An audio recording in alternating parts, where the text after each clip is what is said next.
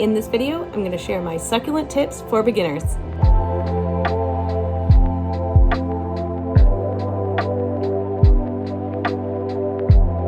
Succulents are great plants whose care can sometimes feel like a mystery, so I wanted to share some of my tips and tricks for growing happy, healthy succulents.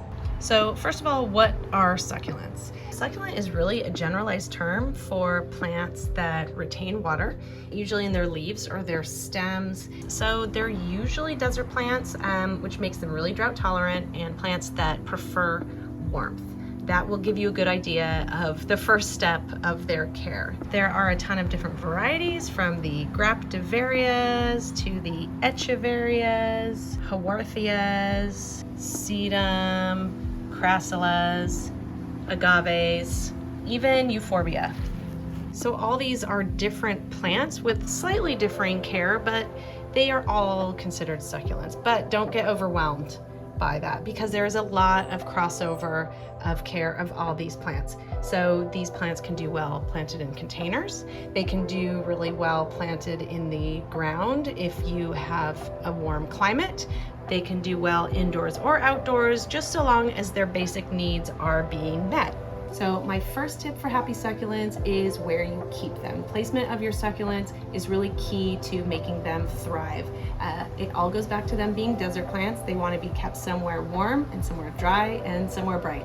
Succulents prefer a climate between 60 and 80 degrees Fahrenheit, but they can tolerate temperatures up to 90 degrees and as low as 40. They're generally not frost resistant. So if you have your succulents outside, you'll want to bring them indoors if there's any danger of frost or freezing.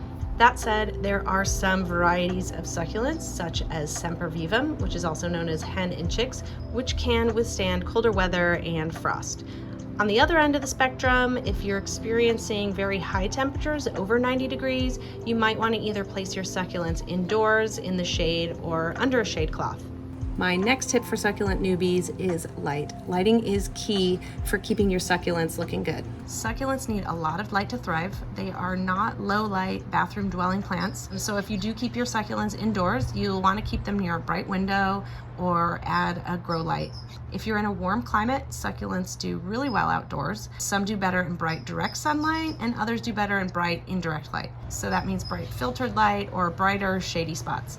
So the main thing to keep in mind is just keep them out of extremes. Really hot, bright sunlight can sunburn your plants. It can cause damage to the leaves, which you can't fix. On the other hand, a really dark corner is not going to make for a happy plant. Interestingly, your succulents will tell you if they're getting too much or too little light. The color of the leaves is the first clue. If your succulents are losing their bright colors and turning more greenish, or if the stems are getting elongated, they are not getting enough light. These Graptivaria Fred Ives are a great example. This one's getting a lot of light. It's nice purple color. The leaves are pretty compact, but just underneath is the same plant, which is not getting a lot of light, and it's very green. And if you look at the stem, there's a lot of space between each leaves, and that is the plant stretching to find more light.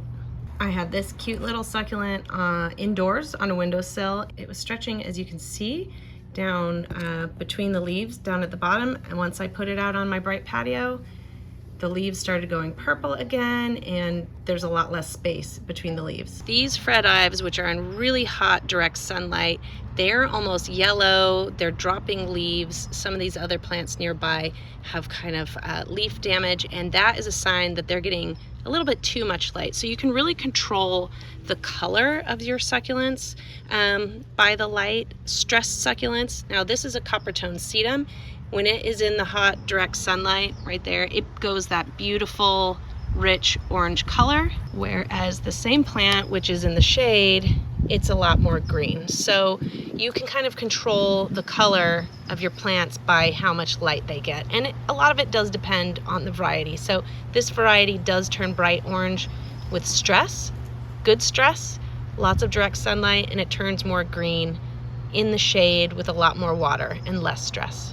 These Aeonium Voodoo do a great job of showing how light affects the color of your succulent. So these do get a lot of direct light, but you can see the parts of the leaves that aren't getting direct light. It's almost like a little suntan. They're much more green.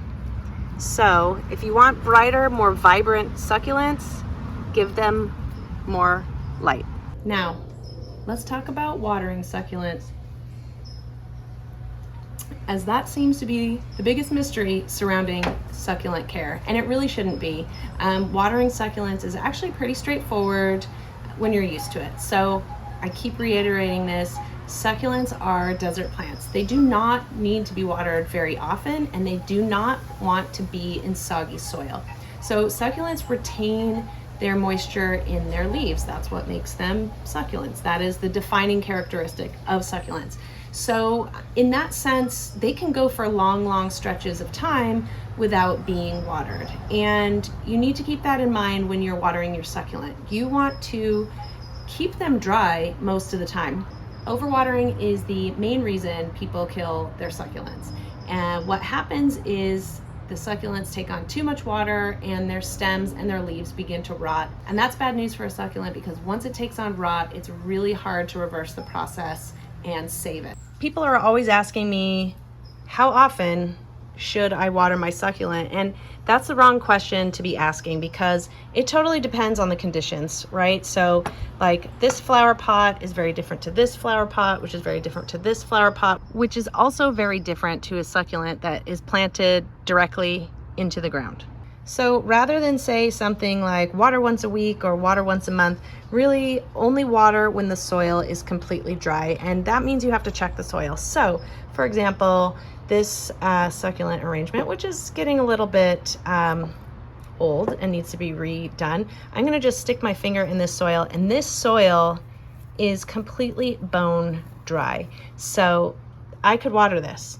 Whereas with this donkey's tail, I'm feeling that is wet. I do not need to water that. So even though there's parts of this plant which are looking a little bit, they look dry, I know I don't need to water this. Sometimes it's hard to tell if you have a plant like this that has gravel on the top and you can't just easily stick your finger in to tell.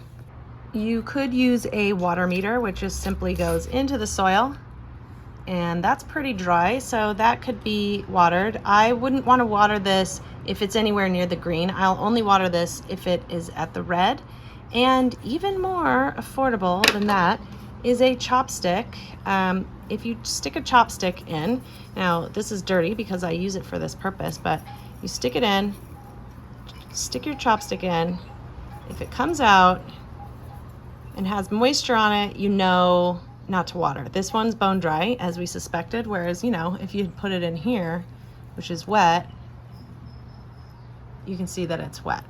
If sticking your finger in soil is not your thing, you can also get clues about whether to water your succulents by how they look. So for example, this one is very dry, and you can actually tell by the plants. I don't even really need to look at the soil. If you can see this sedum, the leaves are wrinkled up and they're a little bit, you know, easy to move around. That is a sign that this is a thirsty succulent. This is how succulents survive. It is using the water in its leaves to sustain itself, and that's why they're getting wrinkled up. It's starting to lose its water. So you will want to water that and help it get its moisture back. So I've determined this succulent arrangement really is thirsty and it needs some water. So I'm gonna water this really deeply, and I'm gonna let it sit in this cache tray.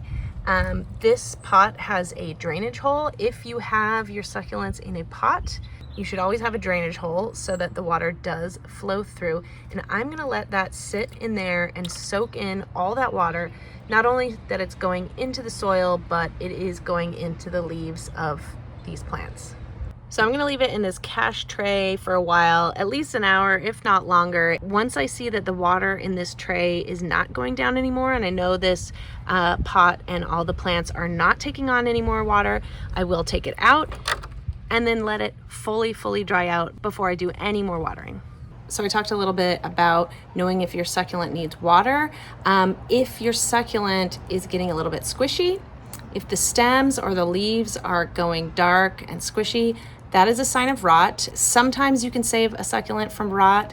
Remove any rotten, squishy, smelly leaves. Cut the stem as far as you can to remove any rotten parts and let it fully dry out before you go near that succulent. It can survive if you have cut out all the rot and you allow it to callus over again before replanting it. I should also mention that succulents go through dormant periods. Depending on the succulent, it's different times of year. So, for example, if you have aeoniums and they start dropping all their bottom leaves and start squishing up and you're thinking, oh my God, my plant is dead, fear not, your plant is going dormant.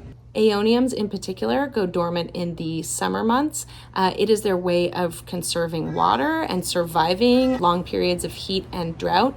Not to worry, give it a few months. Once the cooler, wetter weather arrives, they will go back, open up, and look lush once again.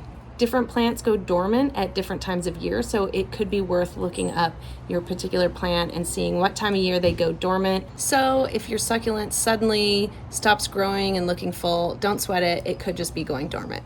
And now I can't talk about watering succulents without talking about succulent soil. Since these plants do not want to be overly wet, choosing a soil that has good drainage ability is best. Most garden centers and nurseries will sell cactus and succulent mix soil. This soil is really gritty, it has less organic material than soil for, say, indoor house plants. It usually has added sand, perlite, or volcanic rock.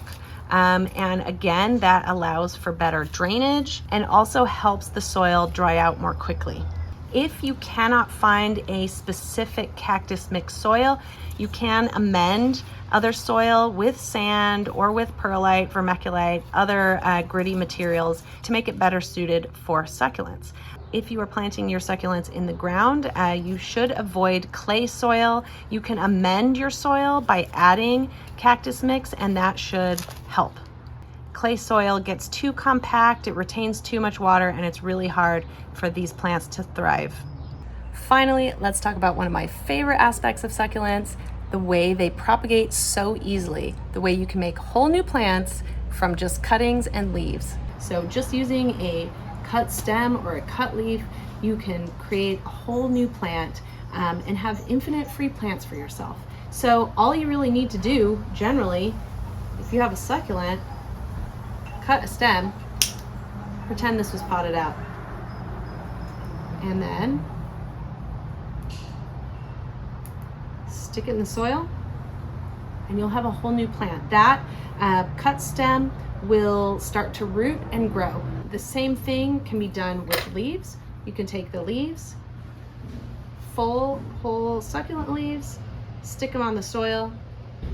They will start to root and grow whole new plants for most types of succulents. Some succulents do require stems and nodes. Others can be propagated just from leaves alone. So here is a sedum that I cut earlier. I didn't even plant this in soil, and you can see it's already starting to root.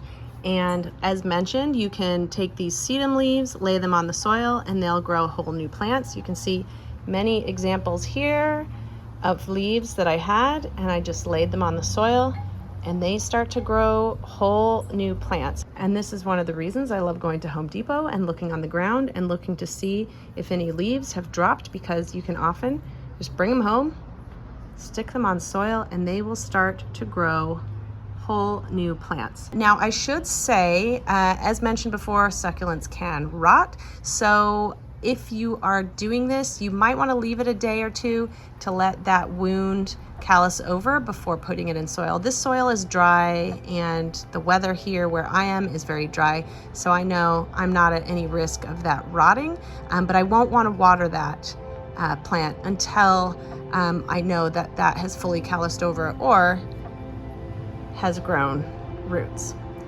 Some succulents, like this string of bananas, do require a stem or a node. You can't propagate from just the leaf.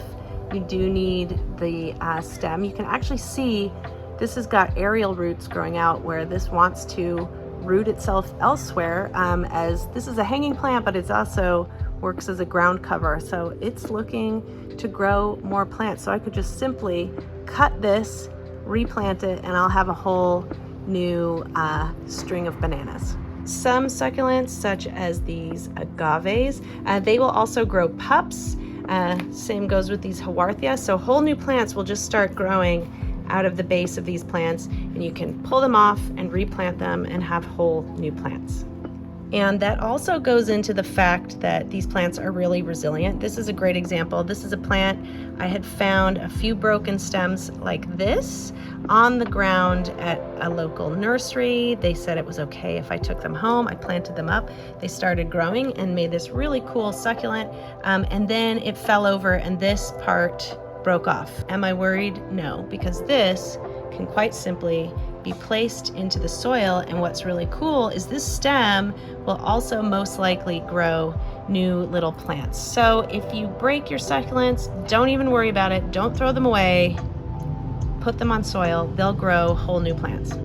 And this ability to propagate from just stems is one of the reasons it's so easy to make really cute succulent arrangements like this, because I just did this the other day. All you need is one little cutting to pop in the soil and they will start to grow. So you can make very cute succulent arrangements very easily without the need to have fully rooted plants. So that is a lot, but hopefully it has been helpful on your succulent journey. If you have any questions or comments, please do put them below. You can also follow me on TikTok and Instagram, and of course subscribe.